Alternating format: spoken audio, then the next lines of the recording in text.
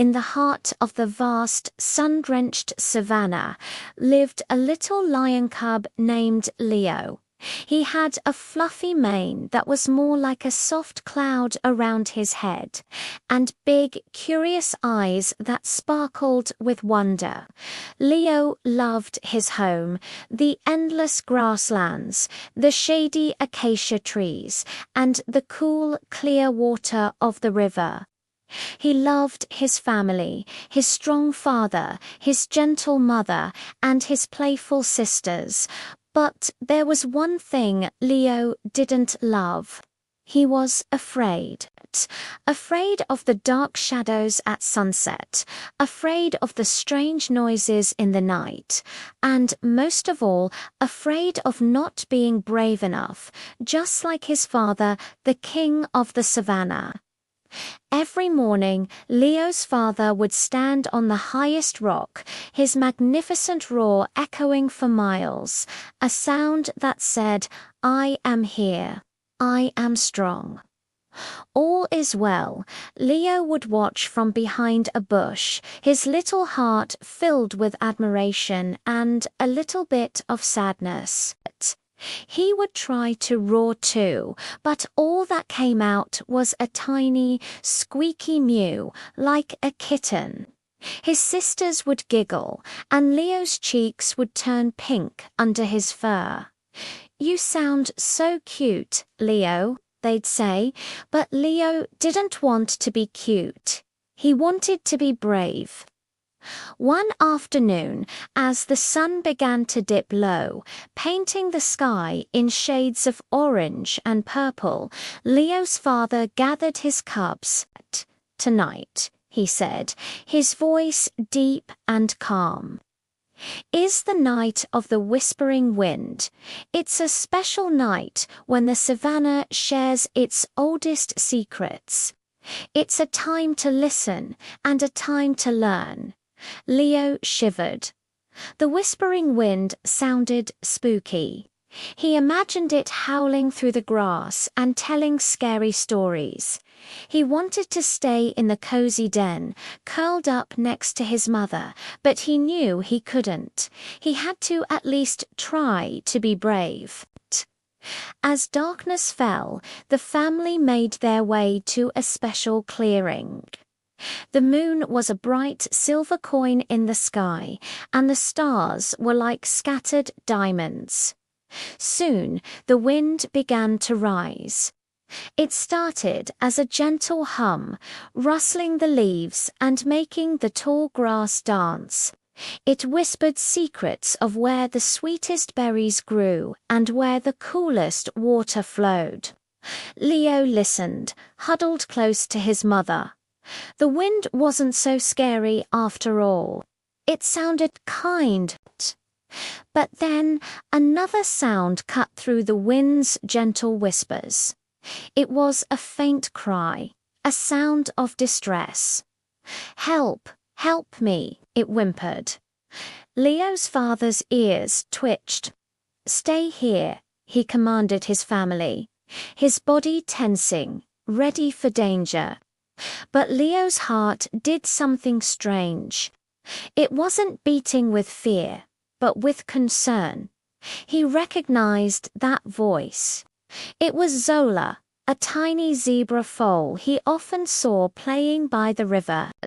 While his father scanned the horizon, trying to pinpoint the sound, Leo's instincts took over.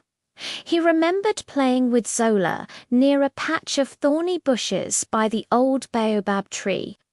Without a second thought, driven by a worry that was stronger than his fear, Leo darted away from his family. He ran faster than he ever had before, his little paws barely touching the ground. The darkness didn't seem so scary now. He just had to find Zola. He found her exactly where he thought she'd be. The poor little foal had gotten her leg tangled in a thick, thorny vine. The more she struggled, the tighter it got. She was crying, her stripes looking pale in the moonlight. Zola, are you okay? Leo panted, skidding to a halt. Zola looked up, her eyes wide with fear and relief. Leo unstuck. It hurts. Leo looked at the thorny vine. It was thick and tough. He tried to pull it with his paws, but the thorns pricked him.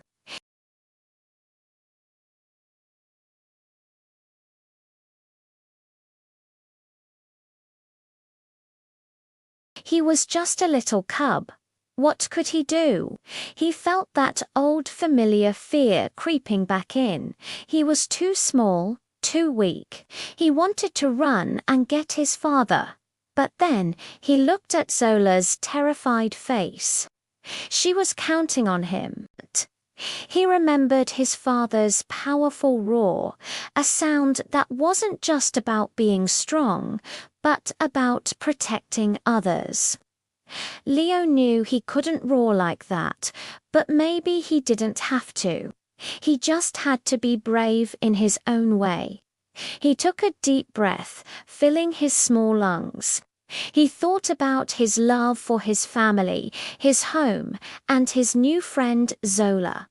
He thought about wanting to keep them all safe. And then he let it all out.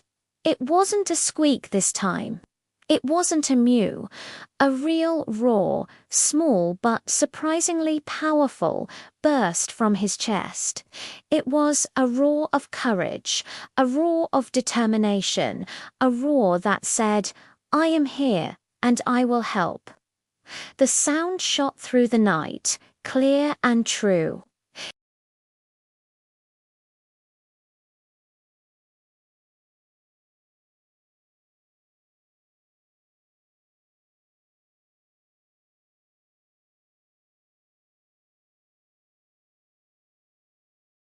And it was coming from the direction of the old baobab tree.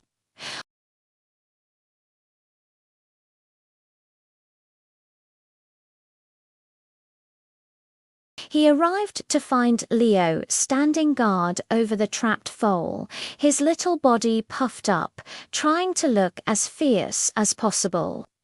With one powerful swipe of his massive paw, Leo's father snapped the vine, freeing Zola.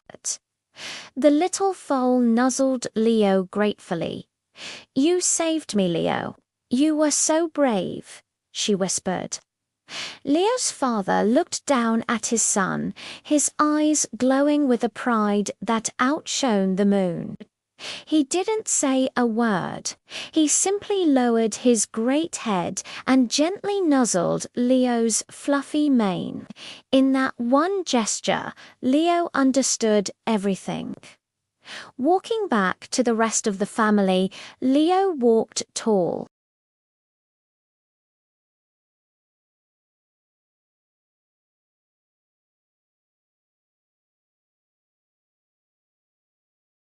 The shadows didn't seem so menacing, and the night noises sounded more like a lullaby. He had faced his fear not by trying to be someone else, but by being himself. Back at the clearing, his mother and sisters rushed to him, covering him in licks and nuzzles. His father finally spoke, his voice rumbling with pride for all to hear. "Bravery," he said, looking at Leo, "is not the absence of fear. It is not about having the loudest roar or the biggest claws. True bravery is what you do in spite of your fear. It's when your heart is bigger than your worries." Tonight, Leo showed us all what it truly means to be brave. From that day on, Leo was different. He still had a fluffy mane and he still played with his sisters, but there was a new confidence in his step. He still practiced his roar every morning, and while it was still growing, it now held a note of courage that it never had before. He learned that being brave wasn't about being big and loud. It was about being kind, being helpful, and listening to the needs of others. He was Leo, the little lion with the biggest heart in the whole savannah, and that was a roar that everyone could hear. Thank you so much for watching our story today. If you enjoyed spending time with Leo, don't forget to hit that like button and subscribe for more adventures. We'd love to hear what you thought in the comments below. See you next time.